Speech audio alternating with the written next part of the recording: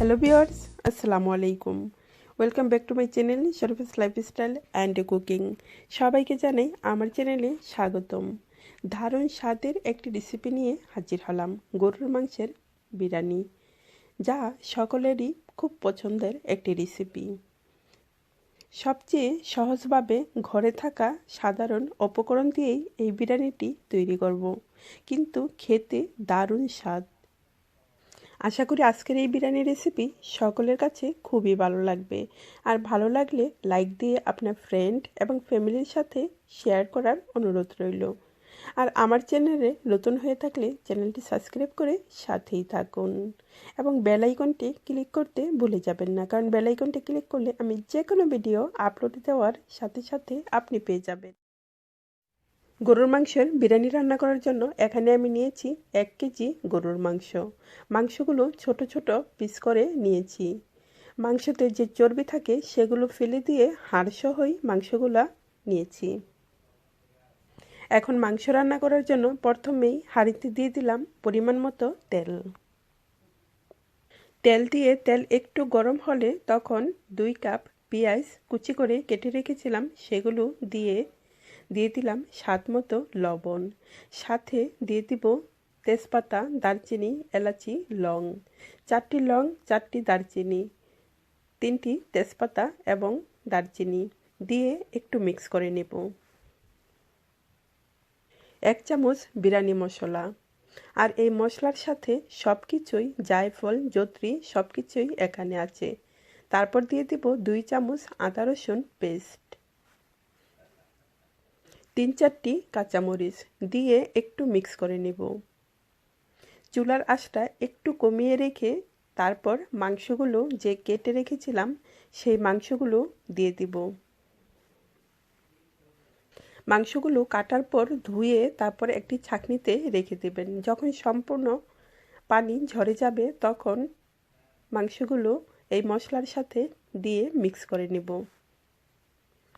সবগুলো মাংসই দিয়ে দিলাম। এখন মশলার সাথে খুব ভালো করে মিক্স করে নেব।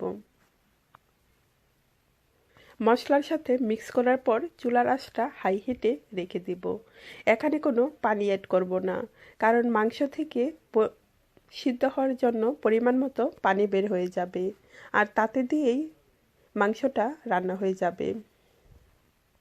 বিরিয়ানি রান্না করার জন্য এই মাংস আমি 20 মিনিট সময় ধরে রান্না করব।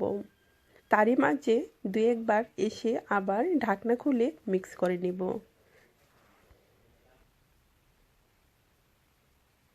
কাঁচামরিচ আমি 4টি দিয়েছি, তবে আপনি চাইলে ঝাল যদি খেতে পছন্দ করেন তাহলে আরেকটু পরিমাণে বাড়িয়ে দিতে পারেন, কারণ অনেকেই বিরিয়ানি ঝাল ঝাল খেতে পছন্দ করে। ফিরে আসি 20 মিনিট পর।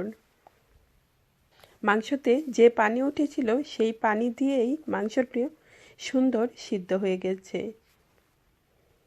মাংস সুন্দর মতো সিদ্ধ হওয়ার কারণে মাংসের সাথে যে হাড়গুলো ছিল সেগুলো কিছু হাড় আলাদাভাবে হয়ে গেছে। যেগুলো খাওয়ার উপযোগী না সেই হাড়গুলো এখন আমি তুলে ফেলে দেব। চুলার আঁচটা একদমই কমিয়ে রেখেছি। এখন এই মাংসের সাথে অ্যাড করব কিছু ছোট ছোট নতুন আলু। যারা নতুন আলু খেতে পছন্দ করেন বিরিয়ানির সাথে তারা কিছু নতুন আলু দিয়ে দিবেন। আমি এখানে কিছু ছোট ছোট নতুন আলু দিয়ে 2 মিনিটের মতো ঢাকনা দিয়ে ঢেকে রান্না করব। আর যদি বড় আলু হয় সেগুলো কিন্তু এখন দিলে বেশি নরম হয়ে যাবে। সেগুলো পোলাওর চাউলের সাথে দিলে তখন একদম সুন্দর থাকবে। এগুলো ছোট ছোট নতুন আলু সিদ্ধ হতে একটু সময় লাগে, তাই আমি দিয়েছি এখানে। বাসমতি চালের বিরিয়ানি রান্না করার জন্য এখানে নিয়েছি 1/2 কেজি বাসমতি চাল। চাউলগুলো পানি দিয়ে ধুয়ে নিব। চাউলগুলো একটা ছাঁকনিতে দিয়ে ধুয়ে তারপরে ছেঁকে সাথে সাথেই ছাঁকনি থেকে পানি ঝরিয়ে রেখে দিব। আমি বাসমতি চাল নিয়েছি, তবে আপনি চাইলে কালিজিরা চাউল দিয়েও এই বিরিয়ানি রান্না করতে পারেন। চাউলগুলো ধুয়ে নেওয়ার পর 3 চামচ তেল এবং 4 চামচ ঘি দিয়ে তারপরে চাউলগুলো দিয়ে দিব। চাউলগুলো দেওয়ার পর দিব 1.5 চামচ লবণ, টি চামচে 1.5 চামচ লবণ। তেল এবং ঘি আমি ছোট্ট পেলাতে করে দিয়েছি, আপনাদের বোঝার জন্য টি চামচে বলে দিলাম। দিয়ে তারপরে মিক্স করে নিব। চুলার আঁচটাকে কিন্তু এখন মিডিয়াম আঁচে রেখেই আমি চাউলগুলো ভেজে নিব। আমি সবসময় পোলাও বা বিরিয়ানি রান্না করলে চুলার আঁচটা মিডিয়াম আঁচে রেখেই চাউলগুলো ভেজে নেই, তাতে করে সুন্দর একটা ফ্লেভার আসে আর চাউলগুলো দেখতেও সুন্দর হয়। যখন বিরিয়ানিটা রান্না করি তখন চাউলগুলো সাদা সাদা সুন্দর থাকে, কিন্তু বেশি আঁচে এগুলো ভেজে নিলে তখন কালারটা সুন্দর হয় না। তারপর দিয়ে দিব 1 চামচ বিরিয়ানি মশলা। বিরিয়ানি মশলা 1 চামচ দিয়ে চাউলের সাথে খুব ভালো করে মিক্স করে নিব। মিক্স করার পর যেই মাংস রান্না করে রেখেছিলাম সেই মাংস সবগুলোই অল্প অল্প করে দিয়ে দিব। ঝোল আলু সহ সব একসাথে অল্প অল্প করে এই চাউলের সাথে দিয়ে মিক্স করে নিব। আমরা সব সময় বিরিয়ানি বা পোলাও রান্না করতে গেলে 1 কেজি চালের পোলাও রান্না করলে 1.5 কেজি পরিমাণ পানি দেই। সেক্ষেত্রে আমি এখানে হাফ কেজি 3 কাপ চাউল নিয়েছি। হাফ কেজি চাউলের বিরিয়ানির জন্য আমি এখানে হাফ কেজির চেয়ে একটু বেশি আরও 1 কাপ পানি দিয়েছি, আর সেটা দিয়েই আমার এই বিরিয়ানিটা একদমই পারফেক্ট হয়েছে। হাফ কেজি পানি এবং 1 কাপ দুধ। তবে হাফ কেজি পানি এবং 1 কাপ দুধের মাঝে অর্ধেক পানি আমি সাদা দিয়েছি, আর অর্ধেক পানির সাথে 1 কাপ দুধ মিক্স করে দিয়েছি এবং সাথে দিয়ে দিলাম 4-5টি কাঁচামরিচ। কাঁচামরিচ দিয়ে 1 চামচ গোলাপ জল, ওপরে দিয়ে 7-8টি আলু বখরা দিয়ে দিব।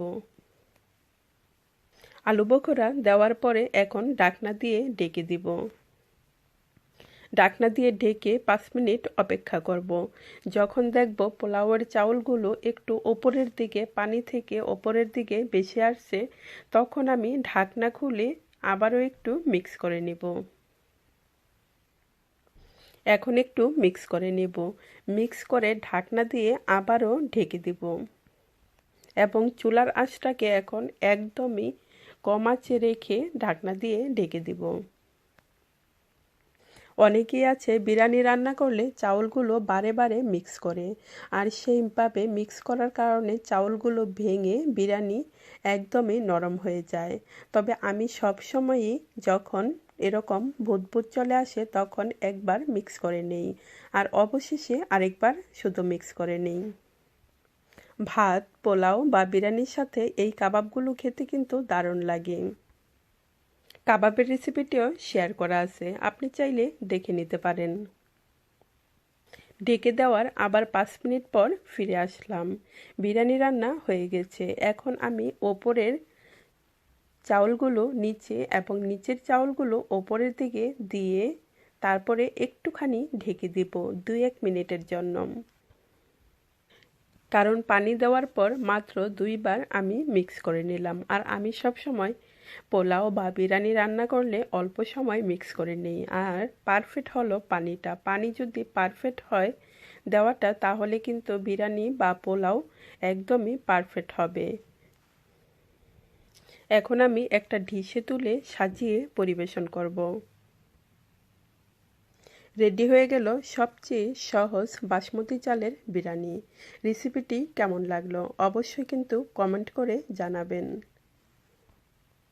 বিরিয়ানির ডিশের মাঝে টমেটোর একটি ফুল তৈরি করে দিলে বা যে কোনো খাবারের ডিশের মাঝে টমেটোর একটু ফুল করে তৈরি করে দিলে দেখতে কিন্তু খুবই ভালো লাগে।